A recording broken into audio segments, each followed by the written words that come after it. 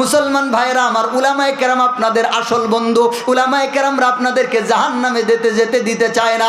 ও মুসলমান, আজকে দেখো উলামায়ে কেরামরা তোমাদের কেমন বন্ধু, নিজের সংসারের কাজ ফেলে রেখে তোমাদের পিছনে সময় দেয় কি দেয় না? কোন এলাকার মধ্যে যদি গান বাজনার আয়োজন করে, অনেক মানুষেরা তার পক্ষে চলে যায়, উলামায়ে কেরাম বিপক্ষে চলে যায়। কথা কোন ঠিক কিনা? উলামায়ে কেরামরা জানে ওই জায়গার মধ্যে গেলে আমাদের সমস্যা হবে, শত্রু তৈরি হবে, তারপরেও কেন যায়? ও মুসলমান, কেন যায়? এই যে দিল্লির দাসী হাসিনা ছিল, অসংখ্য উলামায়ে কেরামকে জেলখানার মধ্যে ভরেছে। কথা কোন ঠিক কিনা? অনেক উলামায়ে কেরামের নখগুলাকে, এই যে নখগুলাকে, হাতের যে নখ আছে, নখগুলাকে প্লাস দিয়ে টেনে টেনে তুলছে। ও মুসলমান,